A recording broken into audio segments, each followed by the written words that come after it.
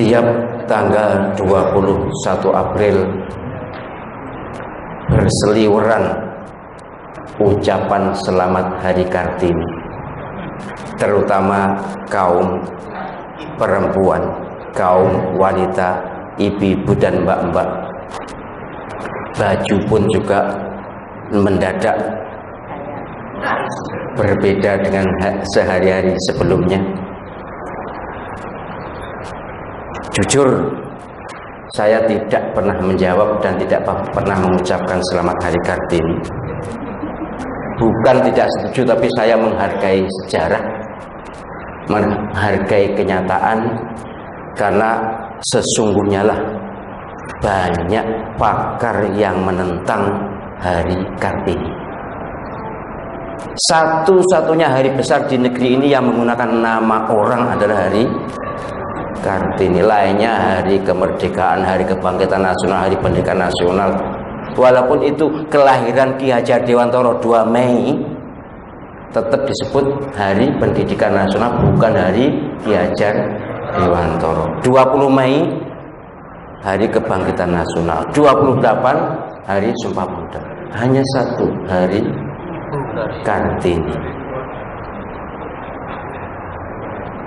Itu satu yang menimbulkan pertentangan atau banyak pakar sejarah yang tidak setuju.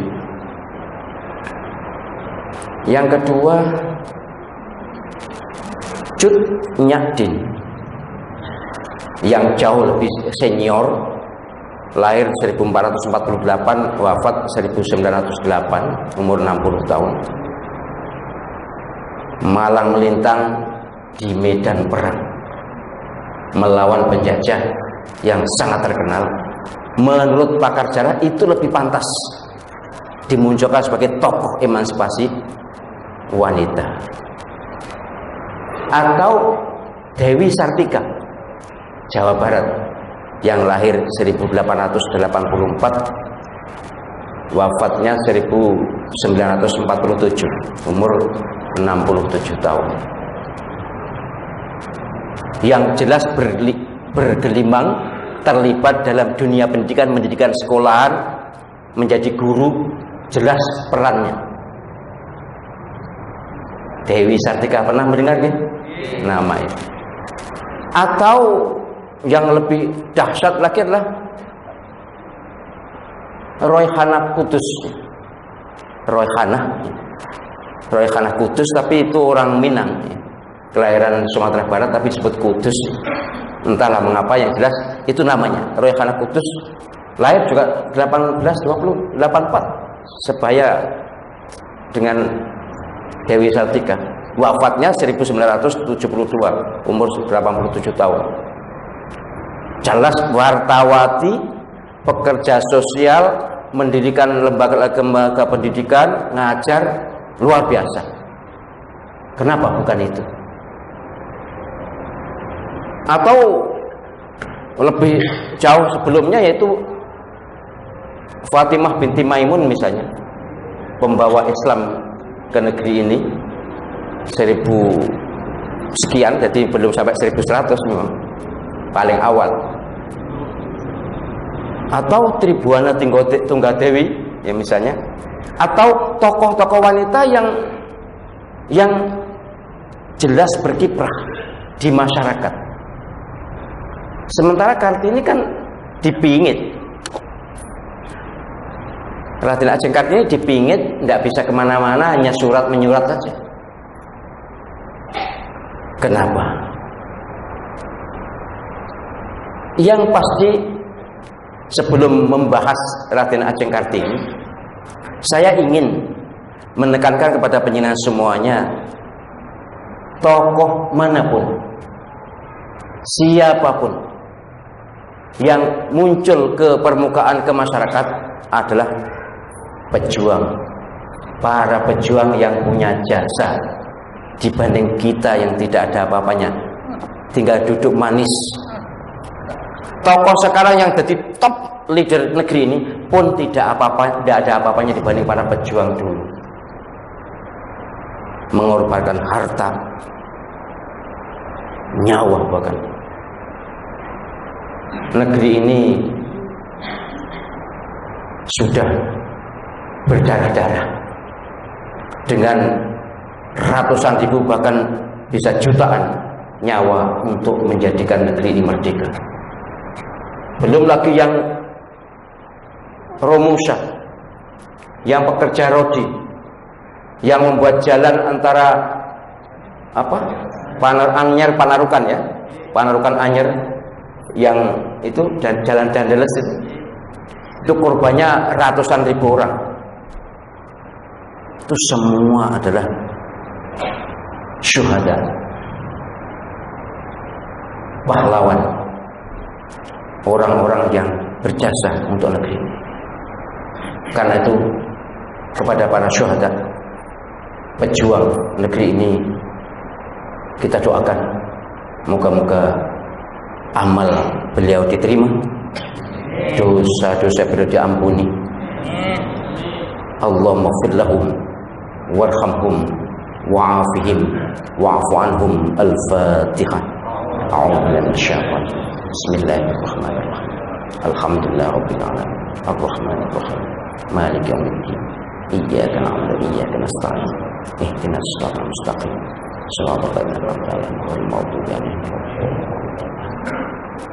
Maksud saya adalah kita harus terbiasa menghargai jasa orang lain, budi baik orang lain, entah dipahlawankan atau tidak. Bahkan ya mohon maaf ya, mungkin cenderung lebih ikhlas, lebih makbul yang tidak usah dikenal. Ada pahlawan tak dikenalkan gitu ya, biasanya ada gitu ya. Terlalu banyak jumlahnya. Kita tetap juga harus menghargai siapapun Raden Ajeng Kartini, harus juga kita hargai, tidak boleh lalu kita sisihkan, tidak. Walaupun ada yang protes atau yang tidak terima karena membandingkan sejarah, melihat sejarah dari sisi pandang mereka, tidak apa-apa. Kalau ibu-ibu, mbak-mbak merasa enjoy selamat Hari Kartini, ya monggo, boleh, tidak dilarang, tidak haram, tidak bid'ah. Kalau bapak-bapak tidak mau, tidak apa-apa, asal tidak usah ngeroweng, tidak usah maido, tidak usah menolak. Wes gak kadek Kartini, jangan ya wes, meneng wes. As-sukutu salamatun, meneng iku selamat.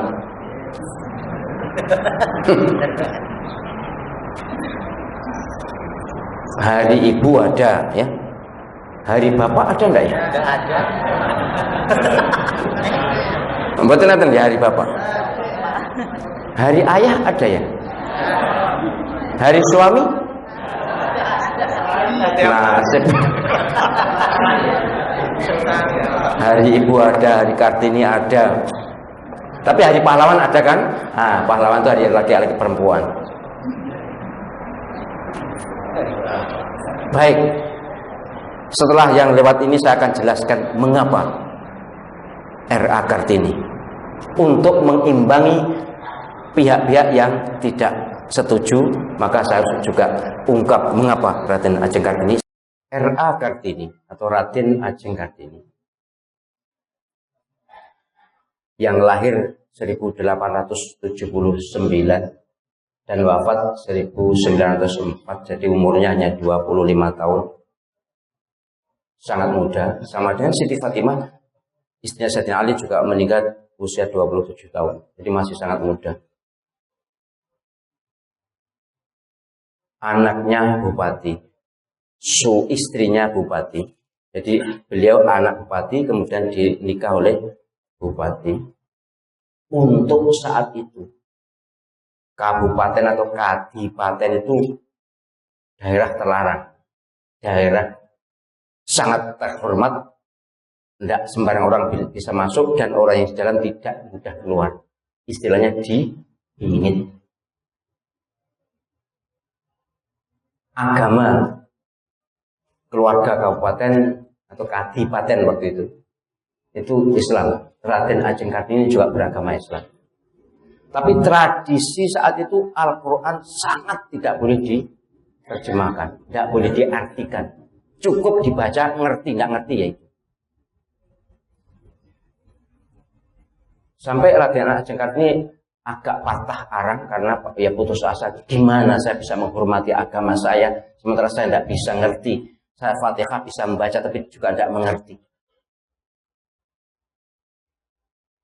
Jadi unek-unek itu yang memberontak di hati beliau, sementara secara fisik tidak bisa kemana. Kalau yang tadi kita sebutkan Cut Nyadin, Dewi Sartika, Royhana Kudus dan lain-lain bisa keluar. Ini memang tidak bisa keluar. Dan usia masih muda.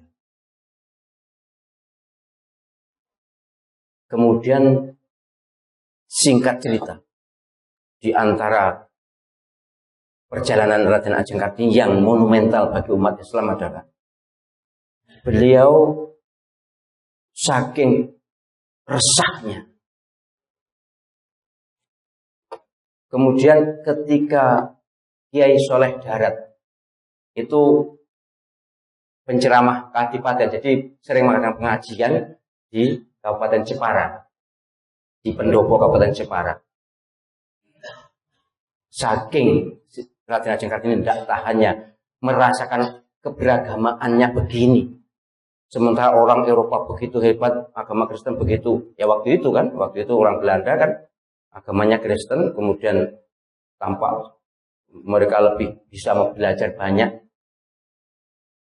Ketika ngaji di pendopo, maka Raden Ajeng Kartini merengek-rengek untuk dipertemukan dengan Kiai Soleh Darat. Karena itu tidak ketemu, laki-laki perempuan di belakang. Tapi Raden Ajeng Kartini tahu bahwa Kiai Soleh Darat, penceramah Kadipaten datang itu ingin bertemu. Merengek-rengek pada pamannya untuk dipertemukan. Akhirnya pamannya tidak bisa menolak, dipertemukan, langsung sudah curhat.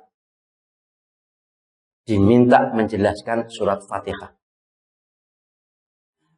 Begitu dijelaskan surat Fatihah, menangis dan gembira luar biasa. Saya sangat senang, sangat bahagia. Baru kali ini saya tahu apa artinya Fatihah. Dan persis itu seperti penjelasan semuanya. Begitu tahu Fatihah langsung gembira seonang. Saking senangnya gak tahu dimaknai dalam sholat. Jadi Raden Ajeng Kartini begitu dijelaskan oleh Kiai Soleh Darat Fatihah dalam bahasa Jawa itu sangat senang, sangat agung, sangat kagum, langsung nulis surat kepada sahabatnya di Belanda tentang betapa mulianya Islam, betapa hebatnya Islam. Padahal baru Al-Fatihah, sudah semangat, pokoknya merasa mendapatkan energi baru begitulah. Ini ternyata Islam itu hebat. Itu baru Fatihah. Nah awak ini saking apale mau coba Fatihah belas gak eling. Apa artinya? Ngerti artinya tapi belas gak diresapi karena memang saking hafal. Langsung setelah begitu terus bujuk bukan ngapusi, bujuk itu merayu. Kiai Soleh Darat tertegun-tegun melihat tingkah Kartini kecil masih muda waktu itu ya tentu ya di antara usia 20-an tahun gitulah. Kok begini? Ya saking terkejutnya, tertegun juga Kiai Soleh Darat. Kemudian pada kesempatan lain Raden Ajeng Kartini ngerpo, merayu-rayu, merengek-rengek, minta Kiai Soleh Darat menerjemahkan Al-Quran dalam bahasa Jawa. Saking ini termotivasi, lu Fatihah ya koyo ngene apa meneh Quran. Persis Al-Quran.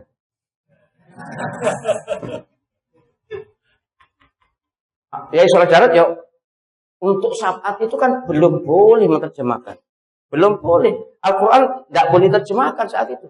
Belum ada gagasan menerjemah itu enggak. Tapi karena didorong-dorong oleh putri Kadipaten kan. Akhirnya ya Soleh Darat terbangkit juga. Iya ya. Ini orang kabupaten, orang para priayi ini agama anane abangan.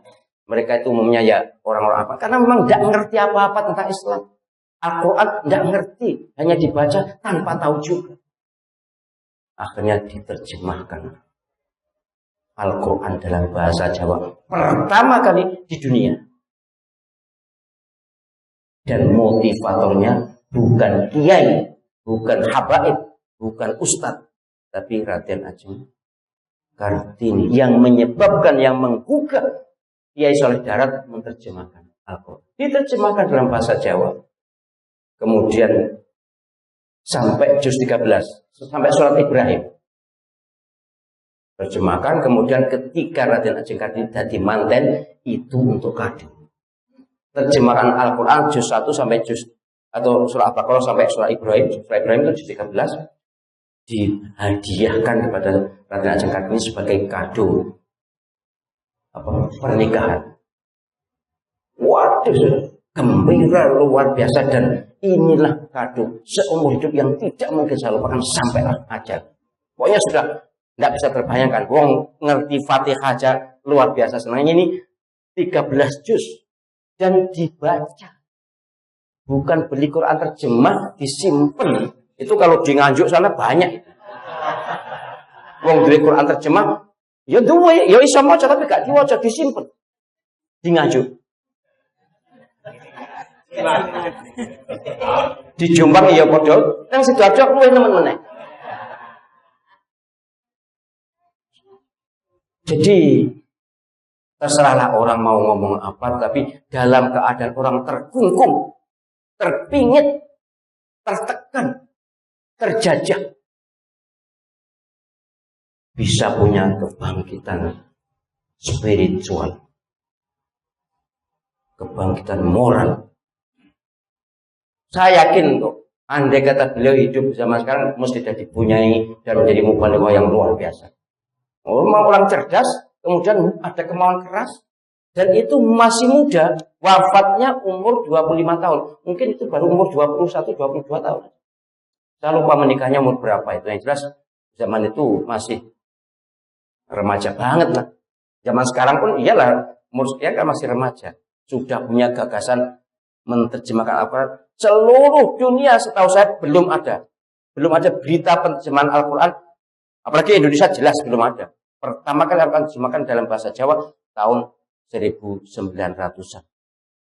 Belum ada yang lain-lain. Dan inilah jasa terbesar, andil terbesar, kebangkitan jiwa R.A. Kartini akan kesadaran beragama, kesadaran pendidikan. Ini yang harus diakui. Lepas dari dibandingkan dengan jasa A, jasa B, jasa C, mungkin ya tentu ada plus minusnya. Tapi orang yang dalam keadaan terkungkung, dalam keadaan terpingit, dalam keadaan tertekan, perempuan lagi, tidak ada lembaga pendidikan apapun waktu itu, punya gagasan begitu cemerlang. Dan setelah itu sudah ayat yang Allah yukhrijuhum minadh-dhulumati ilan nur itu ayat kenang-kenang habis gelap terbit terang itu yukhrijuhum minadh-dhulumati ilan nur. Itu ayat yang sangat dikenang oleh beliau.